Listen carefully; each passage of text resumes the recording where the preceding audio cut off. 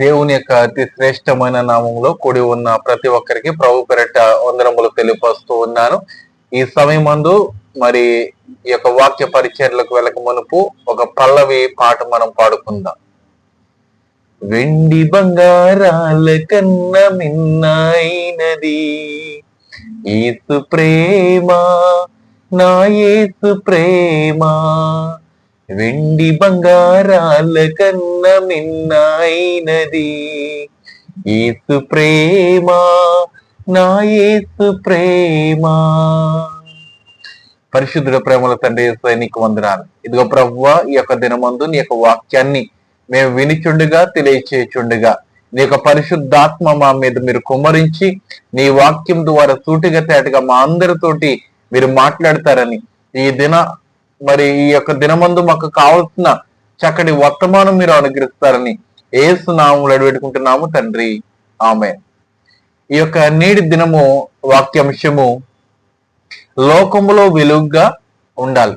లోకములో మనము వెలుగుగా ఉండాలని ఈ రోజున వాక్యాంశముగా మనము ధ్యానం చేయబోచు ఉన్నాం. అయితే మత్తయి సువార్త 5వ అధ్యాయము చక్కటి మాట ఉన్నది. 16వ వచనములో,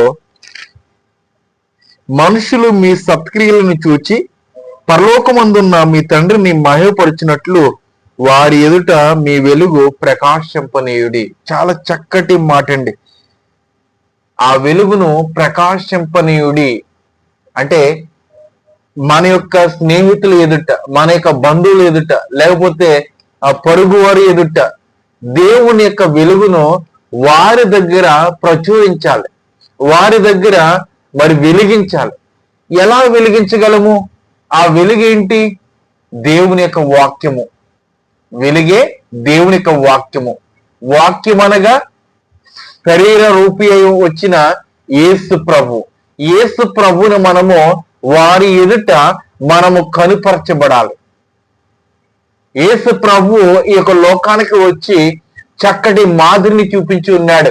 ఎంతో మంది జీవితాలను ఆయన వెలిగించి ఉన్నాడు తన యొక్క జీవితం ద్వారా. ఆయన రక్తాన్ని కార్చి ప్రతి ఒక్కరికి రక్షణ అనేది దేవుడు అనుగ్రహించి ఉన్నాడు. మనకు కూడా దేవుడు చక్కటి ఉచితమైన రక్షణ ఇచ్చి ఉన్నాడు. ఈ రక్షణే మనకు వెలుగుగా ఉన్నది. ఆ వెలుగు ఇతరులతోటి మనము పంచుకున్నట్లయితే వారు కూడా రక్షణలోనికి వస్తారు. వారు కూడా దేవుని యొక్క వెలుగుని అనుభవించడానికి అవకాశం ఉంటది. మరి వాక్యములు ఇంకా ప్రతి వాక్యాన్ని మనం ధ్యానం చేసినట్లయితే, మనుషులు మీ సత్క్రియలను చూచి, ఏమండి ఇక్కడ మనుషులు అనగా లోకంలో ఉన్న వారు నీ యొక్క సత్క్రియలను చూచి వారు మారు మనసు పొందారు. ఈరోజు దేవుని యొక్క మందిరానికి మనం వెళ్తూ ఉన్నాము, చక్కటి వస్త్రములు ధరించుకుని మనం వెళ్తూ ఉన్నాము, లేదంటే చక్కటి నడవడికతోటి మనం వెళ్తూ ఉన్నాము, మరి బైబిల్ పట్టుకుంటూ మనం వెళ్తూ ఉంటాము. కొంతమంది అయితే ఆ బైబిల్ కూడా పట్టుకోరండి. ఏమండి, బైబిల్ కూడా పట్టుకోరు. వారు ఎక్కడికి వెళ్తున్నారో కూడా ఎవరికి తెలియదు. ఒకవేళ పరిశుద్ధ గ్రంథాన్ని మనం చేత పుచ్చుకున్నామంటే, ఇదిగో ఇతను దేవుని యొక్క మందిరానికి వెళ్తూ ఉన్నాడని ఒక ఆలోచన అనేది కొంతమందికి పుడుతూ ఉంటారు మనం చూస్తున్న వారికి. అలాగే చక్కటి బట్టలు, ఏమంటే చక్కటి వస్త్రాధారణ కలిగి దేవుని యొక్క మందిరానికి వెళ్తున్నారేమో అని అనిపించేలాగా ఉండాలి. ఈ నేటి దినములో దేవుని యొక్క మందిరానికి వెళ్తున్న వారు ఎలా ఉన్నారంటే, శరీరం అంతయు మెరుపులతో నింపుకుంటూ ఉన్నారు. కొంతమంది అయితే శరీరాన్ని కనపడే రీతిగా చేసుకుంటూ ఉన్నారు. దేవుని యొక్క మందిరానికి వెళ్ళి ఏమండి ఇతరులను పాడు చేసేవారుగా ఉంటున్నారు, కానీ దేవుని యొక్క వెలుగును అనుభవించేవారుగా ఉండటం లేదు. ఏమండి, దేవుని యొక్క మందిరానికి మనం వెళ్తున్నప్పుడు, దేవుని యొక్క మందిరానికి వెళ్తున్నప్పుడే కాదు, వెళ్ళలేనప్పుడు కూడా, మన యొక్క పనుల్లో కూడా మనం దేవుని మనం కనిపరచబడాలి. ఒక్కరోజు యొక్క సేవకుడిగా, లేకపోతే ఒక్కరోజు విశ్వాసగా మనం జీవితము అనుభవించకూడదు. ప్రతిరోజు మనము విశ్వాసము కలిగి ఉండాలి. ప్రతిరోజు దేవుణ్ణి మనము కనుపరచాలి మన యొక్క జీవితము ద్వారా. ఎలా కనుపరుస్తున్నాం మనము? ఏమండి, ఎలా కనిపిస్తున్నాము? మనము ఈ యొక్క వాక్యములన్నీ తెలుసుకున్నప్పటికీ మన యొక్క సగ జీవితము కనుమరుగైపోతున్నది. ఇంకా మిగతా జీవితం ఏంటంటే ఈ యొక్క కుటుంబాన్ని ఎలా పోషించాలి, ఏమండి, ఎలా సంపాదించాలని ఆ జీవితము, ఆ సగ జీవితము కూడా ఈ లోకానికి అర్పించేసి దేవునికి ఏది ఇవ్వకుండా నీవు చనిపోతూ ఉన్నావు. ఒకవేళ మనము దేవునికి ఏమీ సమర్పించుకోకుండా మనం చనిపోయినట్లయితే చివరికి మనం ఎక్కడికి వెళ్తామంటారు? దేవుని యొక్క వెలుగును అనుభవించకుండా ఈ యొక్క యాత్ర లోకంలో మనము చనిపోతే ఎక్కడికి వెళ్తామంటారు? చనిపోయిన వాడు మరలా వచ్చి నేను దేవుణ్ణి ఆరాధిస్తానంటే ఆరాధించగలడా? ఒక్కసారి ఊపిరి పోయినదంటే మనము దేవుణ్ణి ఆరాధించడానికి ఎటువంటి అవకాశము లేదు. అందుకని నేను ప్రతి వాక్యంలో నేను చెప్తూ ఉంటాను, మన యొక్క ఊపిరి ఉన్నప్పుడే, మనము సజీవ లెక్కలో ఉన్నప్పుడే మనము దేవుణ్ణి నిండారుగా ఆరాధన చేయాలి. దేవునికి స్తోత్రము కలిగాక. ఇక్కడ చాలా చక్కటి వాక్యములు ఉన్నాయి. ఆ వాక్యాలు మనం జ్ఞాపకం చేసుకుందాము. యోహాను సువార్త 8వ అధ్యాయము 12వ వాక్య భాగము. మరలా యేసు ఎలా చెప్తున్నాడు? నేను లోకమునకు వెలుగును, నన్ను వెంబడించి వాడు చీకటిలో నడవక జీవపు వెలుగు కలిగి ఉండినని వాడితో చెప్పాను. ఏమండి, జీవపు వెలుగు కలిగి ఉంటారు. ఎవరిని వెంబడిస్తే? ప్రభు అయిన యేసుక్రీస్తుని వెంబడిస్తే జీవపు వెలుగు అంటే జీవించే వెలుగు కలిగి ఉంటారు. ఏమండి, ఆయనను మనం వెంబడించాలి. నేను లోకమునకు వెలుగును.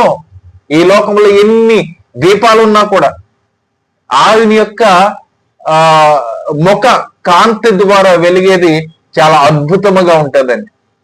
పరలోక రాజ్యంలో తన యొక్క ముఖ దర్శనము ద్వారా ఆ యొక్క ప్రాంతమంతయు వెలిగించబడుతూ ఉంటది. ఏమండి, ఆయన ముఖము ద్వారా ఎన్నో కిరణాలు వస్తాయి. కనుక ప్రియ బిడ్డలారా, మనము దేవుణ్ణి ఆరాధన చేయాలి. ఎలాగనంటే నేను లోకమునకు వెలుగును, ఈ లోకానికి నేను వెలుగుగా ఉన్నానని దేవుడు చెప్తూ ఉన్నాడు. మరి ఆయనను మనము ఆరాధన చేద్దాము, ఆయనని మనము తెలుసుకుందాము, ఆయనను మనము సొంత రక్షణగా మనము అంగీకరిందాం.